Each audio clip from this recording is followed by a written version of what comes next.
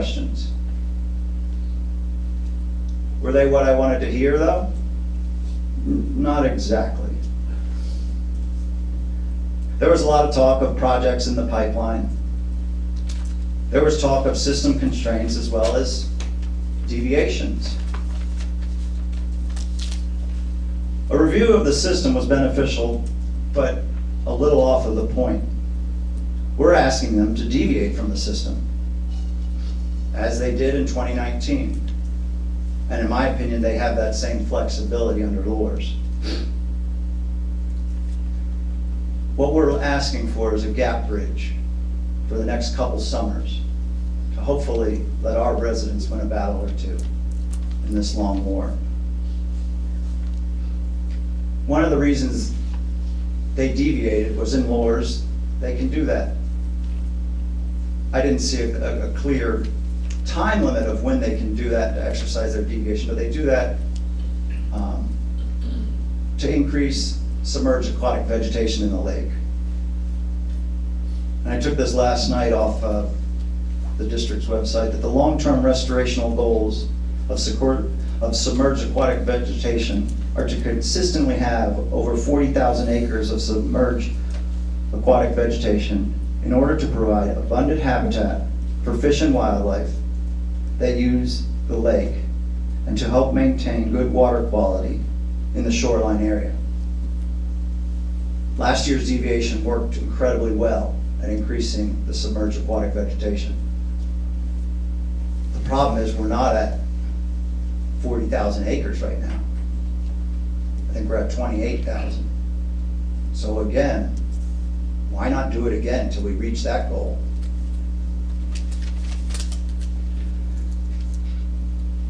So where are we now? Regarding the direction on the lawsuit, we have a meeting on Monday. I will continue to discuss with city staff, as I'm sure my other fellow commissioners will, and I look forward to discussing with my fellow commissioners at Monday's meeting. We have a few options to consider. I'd like to end by saying that my job is to ensure the city of Stuart is doing its best to look out for the health, safety, and welfare of my residents. Whether doing that is in terms of supporting our excellent police force, our #1 ranked fire department, or doing everything possible to work towards zero discharges. The health of our residents takes all those factors into account.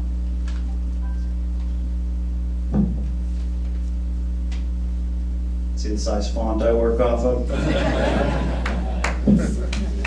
So if anyone has any questions, we're going to be discussing our options to move forward on Monday's meeting. And I do hope sincerely that we can continue the dialogue with the Corp.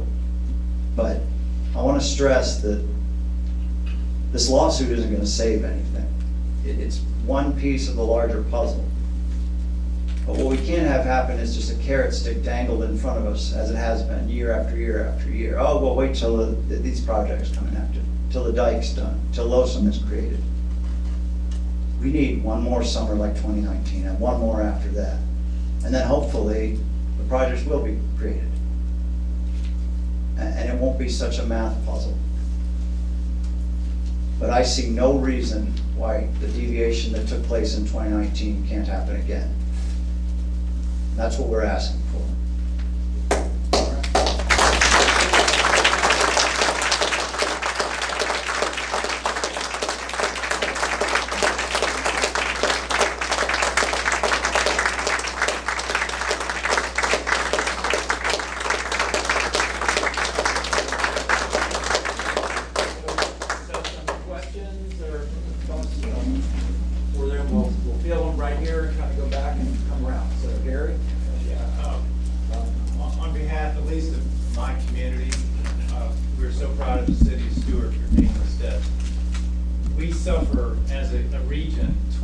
Almost twice the national average rate of death due to non-alcoholic liver disease. And the national average 268 people per million. You multiply that rate to the residents of Martin County and St. Lucie County, that's over 200 people per year. If we're twice that, that's roughly 200 people per year are dying. And now let me, as a scientist, that's a correlation, that's not necessarily causation, but the numbers are there. People are getting sick, and it's, for 30 years, maybe 20 years, 25, I was an expert witness for the state of Florida, opposing the federal government's lawsuit against the state. As an expert witness, I thought that was the worst way to conduct business. Now, as an environmental advocate, and working with people that have been fighting this battle for 50 plus years, it's time. It's time. We continue to get the same grandiose plans from the government. But the question from Doug was absolutely spot on. What's the difference between restrictions of water going south and treatment of water going south, and the fact that not a single drop of water the Corps sends to the estuaries is treated? Think about that. We receive 55% of discharges from Lake Okeechobee, not a drop is treated. 12%, only 12% gets to the Everglades. It used to be 100%. Virtually every drop of that water is treated. The difference, it's not because of people don't want us to treat it. It's because there's no lawsuit, and it took the lawsuit to get the state of Florida to take water quality seriously. And for the decades that you people have been fighting this, the state of Florida has been negligent. And I'm so proud of y'all. And if there's anything I can do to help, let me know. Thank you.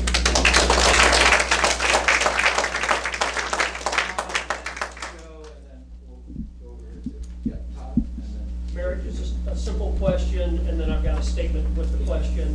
What does the lawsuit cost us? And my statement is, managing the lake lower costs nothing. Costs nothing. We are spending billions of dollars on the Everglades. Managing the lake lower, as we did last year, costs nothing. Will our lawsuit cost anything? It's gonna cost something. There's filing fees and stuff like that. That's $5K, $10K. We do have our own in-house attorney, an expert litigator, and that's gonna be discussed depending on which route we pick. If we even go down that direction on Monday. But I stress to my fellow commissioners, this isn't the overall arching lawsuit for zero discharges forever. We're hoping to achieve that battle in Losum. And in Losum, my hope is that health and human safety are absolutely prioritized, even over water supply. City of Stuart, in the past few years, has been working on an alternative water supply so we can draw from the surficial aquifer and the Floridan aquifer. Other municipalities around the state should be doing that as well. Health and human safety, the way the water is managed, should be top priority. That includes flooding, and that includes blue-green algae. So in essence, it doesn't cost any change. It will not cost billions like the projects that they have. Absolutely. Let's go to Joe Giglio in the back of the room, and then. Couple of comments. Gary and I were discussing this. Very briefly, though. And be careful in your lawsuit that, as Gary said, and I emphasize, the connection between the blue-green algae and non-alcoholic liver deaths is not established medically or scientifically, but the correlation is greater than 95% probability.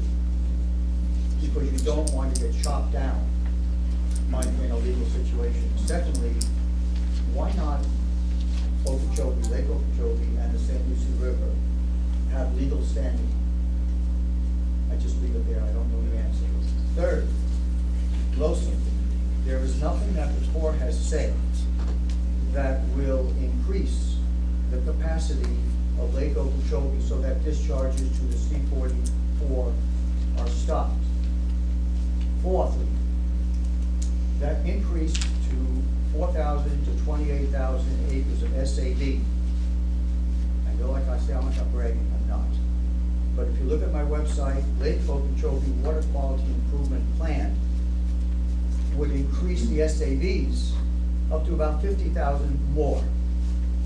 Permanently, not temporarily, because as soon as the dirty water comes in and it gets restirred, you do not, the SAVs that are there now get destroyed, they don't have enough light, and they have too much muck.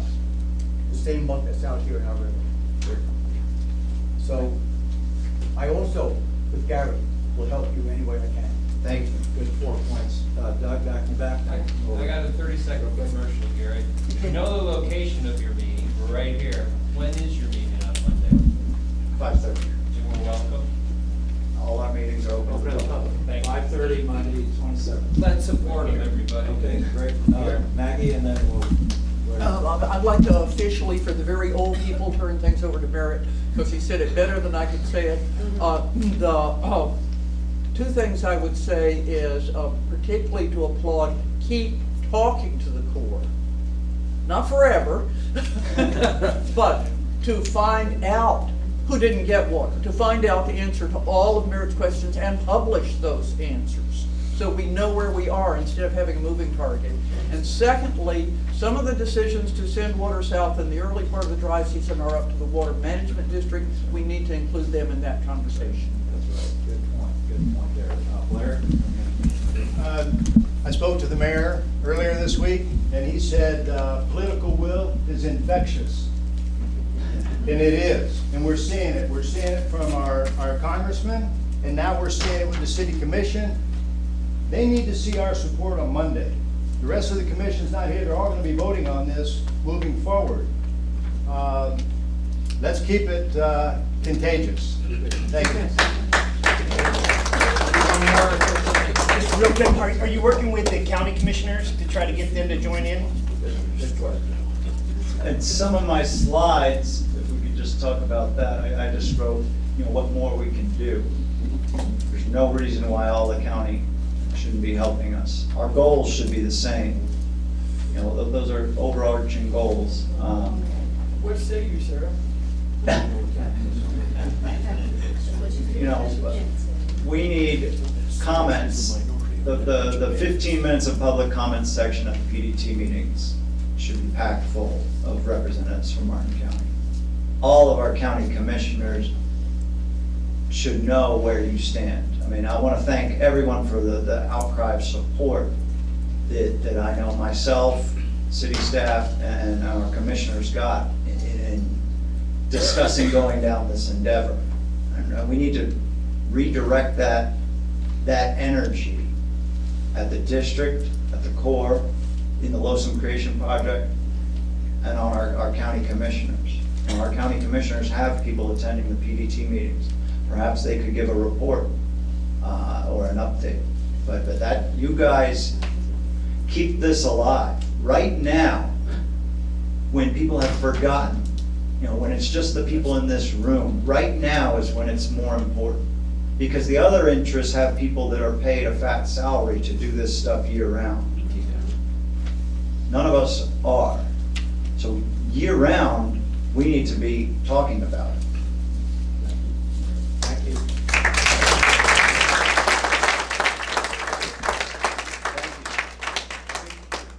This organization had a lawsuit that we had in civil court up at the Federal Appeals Court in D.C. Jackie and Carl Wickstrom and myself and others went. And that was in 2005 when things were really bad. We had 22 plaintiffs listed along the river. And it wasn't to get any kind of economic restitution, it was to get restitution for our river. The river brought up, does it have standing? Not unless we stand for it. So we have to stand up, and that lawsuit didn't prevail. We appealed it, didn't prevail, but it's still, that sometimes you have to go into legal action in order to get things done, and that's unfortunate. But we still, as has been mentioned too, have to work with our legislatures, have to work with our congressmen, have to work with people who make the laws, and also the agencies that implement those laws in order to make that balance out and make it beneficial to our river system. We really got to do whatever we can as individuals and collectively, like we're doing now. So let's all work on this together and track it, follow it as it goes along. Come out Monday, see some more updates on it. Yes, or one more time. Yeah. I remember when I first started coming here, Leon in charge. And he says the big problem is, we don't get the discharges, the water starts getting better. Everybody goes, oh, great, and they're not involved anymore. They have to stay involved all the time. Good comment. It looks good now. Let's keep it looking that way. So we're gonna move on in our agenda. Martin County is, staff, we apologize for not being here, but they're all over at the lake, at the St. Lucie River BMAP, the Basin Management Action Plan, big meeting over at the Blake Library, which is scheduled today. The state scheduled it for today at 9 o'clock over at the Blake. So most of Martin County are not here, but may have the staff. John's in the back. Okay. John's here. Oh, John just walked in. Well, right on time, John, come on up and give a little briefing report. You can even talk about the BMAP meeting briefly too. That's kind of part of what Martin County's doing, so. Great. Well, I got them over for this, but, and I don't have an update prepared for water quality, but I will tell you the BMAP meeting did wrap up. We expect that does everyone know what BMAP is? No. It's a Basin Management Action Plan. So just very briefly, when you have impaired water bodies, the EPA establishes what's called a total maximum daily load for the pollutants that it's impaired for. And in the St. Lucie River and estuary, we're impaired for nitrogen, phosphorus, and a little bit of copper. And the Basin Management Action Plan is the state's tool for attempting to achieve compliance with that total maximum daily load. There's been lots of consternation over how effective that tool is, and so the governor in his executive order last year told the DEP to redo the Basin Management Action Plan. I'm going to use BMAP from now on, because now you know. To redo BMAPs for the St. Lucie, the Caloosahatchee, and Lake Okeechobee watershed. So we're in kind of the final stages of that. And what that means is they produced a new model to attempt to be more accurate with that pollutant loading. The county has some concerns about the accuracy of that model. Every model is going to have some accuracy issues. However, the loading that is being allocated to Martin County as a stakeholder is achievable. The plan that we have in place, we will be able to hit that probably in the next 3 or 4 years. And it also puts a significant nutrient reduction responsibility on some of the other stakeholders upstream of us. So there's potentially some benefits to nutrient reduction with this BMAP version, and we're going to continue to follow it as it gets implemented. And if monitoring does not equate to what's being reported in credits of nutrient reduction, we'll have to continue to pressure the state to come up with a tool that will effectively reach that total maximum daily load. I really, maybe just 2 minutes of questions? 2 minutes. Okay, great.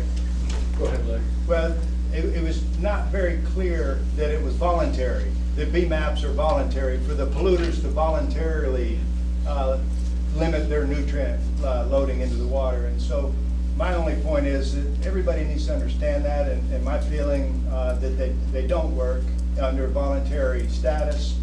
And I would like the county to push, if we're not meeting it, to push for regulation. And I know that's a state issue that we have to deal with our state representatives, but if the county could push for regulation and enforcement. I appreciate that comment, Blair. I will say this, that enrollment in that process is voluntary. The stakeholders, whether it's a Basin Management Action Plan or a reasonable assurance document or a reasonable assurance plan, which are to try to avoid getting into a TMDL. That's what the Florida Keys did. They said, hey, we don't want to have a TMDL, so they voluntarily enrolled in a program to eliminate those pollutants before it got to that point. We're in a little bit more robust program in a BMAP. The participation is voluntary, but once you have an agreed upon document, it is legally binding on those stakeholders. And we don't know necessarily what the recourse is for not achieving that, but it is a legal agreement between the stakeholder and the state. Let me just comment real quick too before I go on. Is there, the governor came out in this time last year. One of the first things he did was talk about his executive order, an all-new water management governing board, and ask for funding to support things. One of the things they also did was to get the DEP to update the BMAPs for Okeechobee, St. Lucie, and Caloosahatchee watershed. And so that's fast-tracked process through DEP for a kind of loop. They started going into this fast-track process to look at BMAPs. And it also brought assurances up to the new governing board, who, when I went to all those new meetings, they were starting to question exactly what we're doing. Why aren't the BMAPs being enforced? Why aren't they controlling the nutrients? And why aren't we monitoring those levels? And some of our members, Gary Goforth and Todd Thurlow, have put together these kind of maps which show color-wise what subbasins in the St. Lucie are meeting the nitrogen BMAP or the phosphorus BMAP that's set, the TMDL that's set. And Gary and Todd have put these together, and based on this 5-year average, it's the district's data that shows which watersheds are meeting that and which ones aren't. And the same for Okeechobee that he's done is incredibly intricate and involved, but it shows all 32 of these subbasins in north of the lake and what's meeting its BMAP and what's not. And so when the state came out toward the end of this last year and said, oh, we're working on all this and getting there, it became real evident, well, let's see, are we getting there or not getting there? And which subbasin is meeting their TMDL or not meeting that TMDL? And that's what this evidence really needs to come forward and be transparent. Mark, can I put that on the website? Yeah, we'll Okay. post these with Gary's permission and Todd saying, I saw Todd walk That was over. gonna be my question to John. In these meetings, are they finally addressing the 10,000-pound gorilla in the room? Is that we're getting all the, like Okeechobee water, and the loads coming from everybody else's basin? So they acknowledge that issue, and here's the 10,000-pound gorilla George is talking about. So in our BMAP, it's for our watershed, and the stakeholders in the St. Lucie watershed, it doesn't include Lake Okeechobee. So when they open up the S308 and we get that discharge, it effectively makes our watershed all of the Lake Okeechobee watershed, which does not have a TMDL for nitrogen. It has one for phosphorus. And we're expected to meet this nitrogen standard at the Roosevelt Bridge, which is our compliance point. However, we have this discharge from the lake that even if it does achieve its BMAP, may not necessarily meet our nitrogen threshold. So it's an issue. So there's lots of issues with BMAPs, and it does seem like the state recognizes that it's not a perfect tool and that it has some shortcomings. They're getting better at calling those reduction efforts credits rather than actual pounds of pollutant removal. And it also, there's evidence to suggest they're recognizing the shortcomings by some of the legislation we're seeing. The district's expanded water monitoring program ties in very closely to recognizing those shortcomings. And I expect that, it sure seems to me, at least from my point of view, that the state is posturing itself with several tools to try and address the shortcomings of BMAPs with perhaps regional STAs or other water quality treatment efforts that go beyond the scope of the stakeholder process. Thanks, John. Thanks, John. So, real quick, Paul, and then. I guess my concern is more on the compliance side. You can have a voluntary system, but if you're not checking up to make sure that they are compliant, that is a big hole. An example of that was when I was at a meeting of South Florida Water Management District, the health department was asked, how many did you really look at and how much penalty was there? How many people were brought up on non-compliance? And in a whole year, it was 1. So obviously, we're not really paying attention. People can volunteer, but if there's no compliance and no enforcement, then it's worthless. So Paul, you're talking about BMPs, Best right? management And there's Difference. yeah. So if you're a designated agriculture operation and registered with FDAX, you have to either be in BMPs or water monitoring. And everybody goes to BMPs because water monitoring is actually very expensive.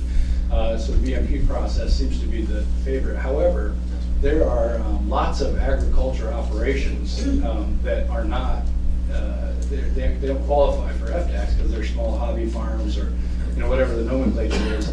And they're not enrolled in BMPs and they're not required to do water monitoring. So there's some issues for certain, and it seems like they are ramping up their efforts to get people enrolled. And there is some legislation this year that is going to require FDAX to inspect BMPs every 2 years. and it sounds like at best they get there every 3 years now. So there's some, it seems like they recognize some of the shortcomings. We'll have to keep an eye on it. Yeah, and John will be available. Paul, do you have a quick comment or question? This is an important topic because we get mad at the Corp for opening the gate and letting bad water go downstream. But the Corp can't control fertilizing, they can't control sewage dumping, they can't control septics, you know. Basically, the water quality is up to the state of Florida, it's up to DEP. And if we need to light fires under people, it's DEP that really needs to hear their BMAP has to be better. Tomorrow, we're having a BMAP meeting on the Okeechobee BMAP. It's supposed to be a plan to meet the goal in 15 years. It's more of a report of what we've already done. We could do every single thing in it, and nothing would change, or not much. And so that's going to be our question to them tomorrow: is how are we going to systematically start developing a real plan that's going to try to clean the lake up? And whether the water comes down to St. Lucie or just goes to the lake or whatever, it's not okay. And they set a goal for the TMDL for the lake in 1989, which was 361 metric tons, and then a year, and now it's 140. We've lowered it down to 140, but we haven't met the 1989 goal yet. So that's 1989? Yeah. So we have a goal of 140, and we still haven't even got to the 361. So you know, this is, and it's DEP that needs to do this. We need to light a fire under them. The governor says he wants to clean up water quality, and you know, he's putting money toward it. So let's really pipe up and support the cleanup.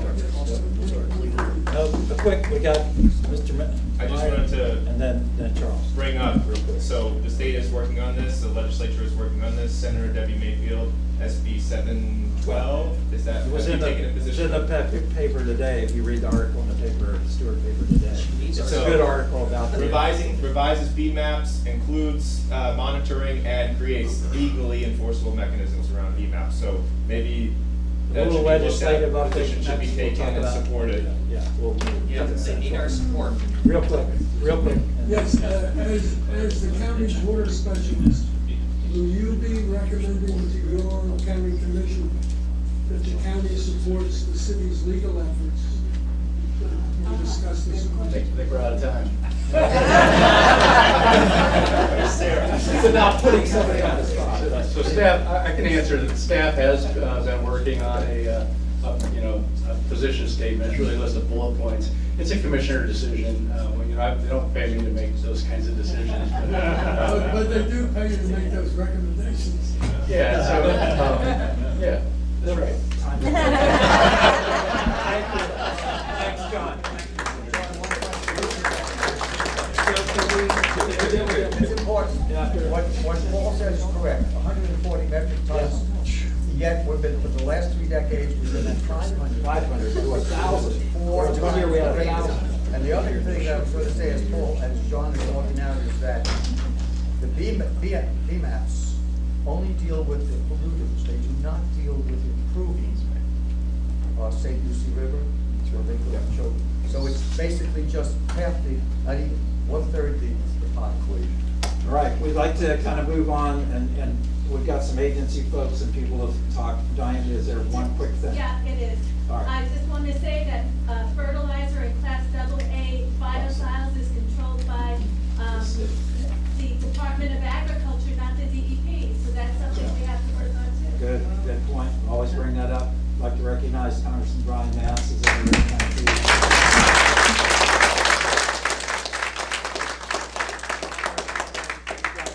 St. Lucie County, do we have somebody here from St. Lucie? Patrick wasn't able today. City of Stuart, Ben, you want to give a brief report? And then we do have a Water Management District. Jackie's not here, but she gave me a brief report to read, and I want to give Lieutenant Colonel Polka a minute on the state and federal agencies. Oh no, has he got a PowerPoint? We gotta get out of here, come on. This is gonna be fast. Speed dating, Ben, speed dating. Ben's fast. Extremely fast. Unfortunately, if you miss anything, we can talk later. So I've been given the burden of kind of going through the low somewhere we're at now. I say the burden because there's so many organizations a part of this. It feels like a weight of responsibility to represent it for everybody, especially since the Lieutenant Colonel's here. He could probably correct me at any moment if I'm wrong. So again, just a quick recap for anybody who's new, what the low sum is. And Congressman Hess could probably talk more about this. The Water Resources Development Act, and that was passed in 2018, required the Army Corps to return back to LORS from 2008 to do a review, a comprehensive review, and expectation for the repairs of the Hoover Dike. That's a quick one to say. Once those repairs are complete, they wanted a review of the LORS to be simultaneous with those repairs. Plus, there's also ongoing projects with the C-43 and 44. Again, the Army Corps can talk more about those. And the goal, and I wanted to kind of stress this, was to really reduce undesirable releases to northern estuaries, improve lake ecology, increase water supply for legal users, and ensure all dam safety requirements are met. So it's important also to know that health and human safety is kind of also being brought into this for really, I want to say the first time, but it's become a major priority now. That's why a lot of these discussions are ongoing. Another thing, the SERP savings clause came in, not to go into too many specifics, but it was congressionally mandated priorities from SERP that did not initially include these health and human safety considerations relating specifically to water quality. LOSUM proposes changes to the lake regulation schedule because of the Hoover Dike, but it's not driven by SERP implementation. That's important. The Army Corps recently corrected in some of our LOSUM discussions the fact that they're trying to incorporate flexibility into all Lake Okeechobee operations, and these are of course some of their major priorities here. Water quality is not directly stated here in these 5 priorities, but it is something that's being brought in because of these new laws. And health and human plus ecology and everything else. So there are a couple of timelines. I'll just briefly say that we're looking here that there's going to be a couple of incremental periods that have been discussed. Obviously, it's probably subject to some change as completion of certain projects occur. C-44 projects through 22, just like the HHD. And then completion of the C-43 through 2025. So this is like a timeline of kind of not just implementation of the new LOSUM, but also some of that 10-year analysis of future projection of what we could be dealing with even after LOSUM goes into effect, hopefully implementing some flexibility as a result of those projects as well. But the priority for LOSUM and the NEPA is everything related to this right here. The project delivery team was something that the Army Corps initiated. This is going to go through, and I have a quick timeline at the end, this is going to go through April of 2021, at least for now. I guess the Army Corps could increase that. The majority of what we're doing the next couple of months, a few months, and it's so critical, and I'm glad that even John mentioned it, was the modeling and the development of models and the analysis of models. If you've spoken to any meteorologist in the last 10, 20 years, we're living and dying by these models right now. So much of science is driven by it. I'm sure there's a lot of scientists here laughing because in so many different fields, these models are driving everything. And the variability and a small little variable can impact your long-term result, your projection. And so I'm just going to actually skip this page because this is just talking about sub-teams and the goal of the PDT. There are about 6 sub-teams or so? Yeah, there's the modeling in... Tell people how many people are on the PDT. The PDT is, I think, close